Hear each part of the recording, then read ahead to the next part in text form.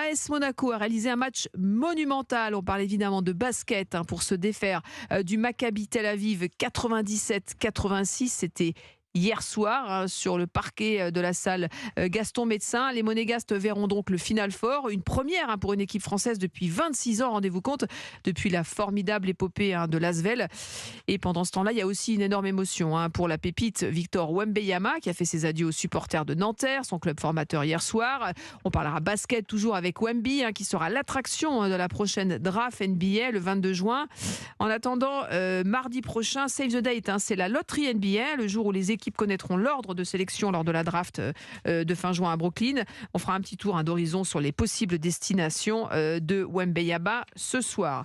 Une bonne petite dose de basket, vous l'avez compris, avec une brochette d'experts. J'accueille déjà en studio Lucas Courtin, notre spécialiste basket à Europe 1. Salut Lucas. Salut Céline, salut à tous. Plutôt NBA, on va pas se mentir. Ouais, basket, NBA, on est des couches tard. C'est la même famille. Voilà. Jacques Monclar, bonsoir Jacques. Bonsoir Céline, bonsoir Lucas. Bienvenue à bord. Et David Cosette, commentateur pour la plateforme Squeak, qui diffuse plus de 450 matchs d'Euroleague et d'Eurocoupe cette saison. Salut David. Bonsoir Céline.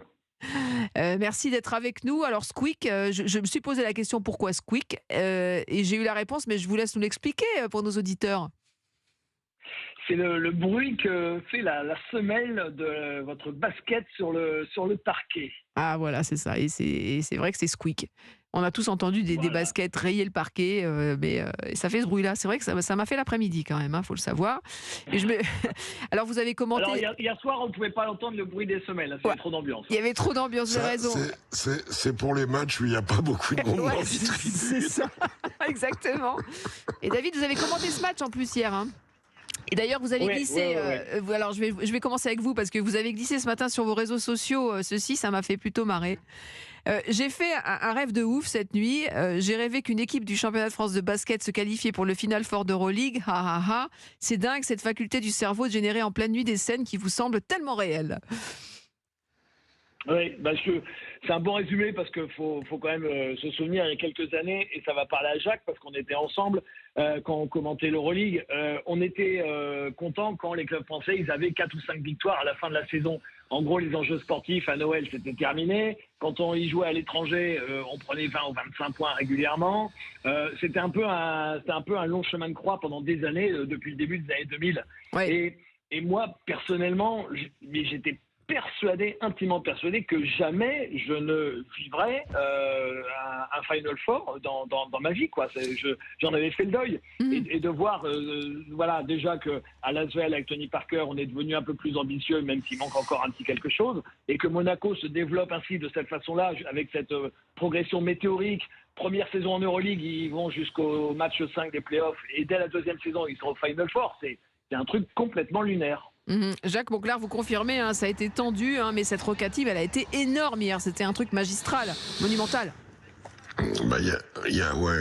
Complètement. Il y a deux choses. Il y a premièrement le match en lui-même et la performance du match.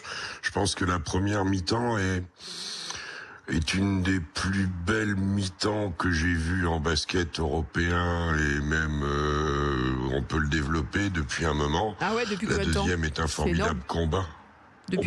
Oui, j'ai quel âge ? Vous connaissez mon âge, Céline. Ça a une petite cinquantaine. Quand même quelques-uns. Ouais. Oui, on va dire une grosse soixantaine. Non, c'est le combat, le talent du Maccabi qui hier avait des joueurs, notamment un qui mettait tout dedans, la répétition des matchs pendant 12 jours, vous jouez contre les mêmes gars, c'est terrible, c'est terrible. Il y a eu un combat merveilleux, et puis il y a ce phénomène du jeu, David le disait, c'est un événement qu'une équipe du championnat de France aille dans le Final Four. Déjà en quart de finale, ils étaient les seuls à ne pas avoir gagné cette compétition, pas avoir gagné l'Euroleague. Alors c'est vraiment le petit poussé, même si on sait que sur un Final Four c'est 25-25-25 pour tout le monde. Voilà, et puis il y a le développement du club. eu autant de monde au basket à Monaco. Ouais.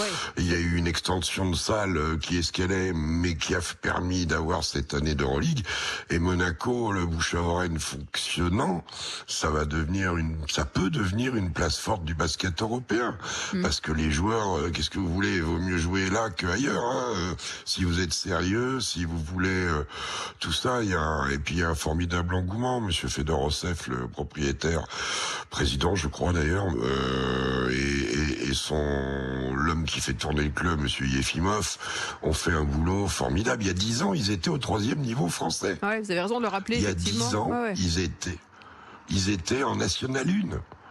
Et il y a 2 ans, ils gagnent cette Coupe d'Europe, la Coupe des Coupes, enfin l'Eurocup, pardon, qui leur donne accès à l'Euroleague. Et comme a dit David, première année, ils font quasiment bingo, parce qu'au match 5 à l'Olympiakos, dans le fameux Palais des Sports, de l'amitié et de tout ce que vous voulez, mais c'est tout sauf ça, de la paix et de l'amitié, je crois. Ouais, c'est ça. Jusqu'à la 2 minutes de la fin, ils étaient là, et il y avait une tension dans le match terrible. Et hier, on a retrouvé ça. Et ce qui est formidable hier, c'est que tout le monde a été concerné, les fans, les joueurs, le coach a été excellent aussi. C'était une formidable feinte. Ouais. Et à vivre, ça a dû être merveilleux. Oui. Alors justement, Frédéric Elion, le correspondant européen à Monaco, était hier soir et a commenté pour nous ce match. Bonsoir Frédéric, avec un peu de recul. Bonsoir Céline. Voilà, on expliquait tout le chemin parcouru avec Jacques Monclar, avec David Cosette par cette Roca Team. Et vous qui côtoyez évidemment le staff, les joueurs qui connaissaient l'histoire, la fusion, elle était totale. Enfin, c'était un truc de déglingo. Ouais, c'est vrai qu'ils ont réussi vraiment à créer quelque chose, hein, cette Roca Team. Il y a un vrai engouement, bien plus qu'au foot d'ailleurs ces derniers temps du côté de Monaco. Mais voilà, je sais plus si c'était Jacques qui le rappelait, mais moi il y a 10 ans, j'ai ce souvenir Monaco était contre Cognac à Bercy sur un final du trophée Coupe de France. C'était la Coupe de France amateur pour les équipes qui étaient en dessous du niveau national. Et c'est vrai que là maintenant ils sont au Final Four en Euroleague, donc l'évolution elle est complètement dingue en 10 ans de pouvoir devenir une place forte du basket européen, et avec des joueurs. Moi j'ai une pensée pour le capitaine aussi, Yacouba Ouattara, qui est arrivé en 2015 de Denain, voilà, qui avait cette étiquette de diamant un peu à polir, de jeune talent, et qui maintenant est capitaine de cette équipe qui se retrouve au Final Four. C'est lui vraiment l'âme aussi de cette équipe. Et voilà, il y a certains matchs où il joue pas, il dit pas un mot plus haut que l'autre. C'est un véritable exemple. Et voilà, c'est vrai que ce que Monaco a réussi à construire ces derniers temps, c'est exceptionnel.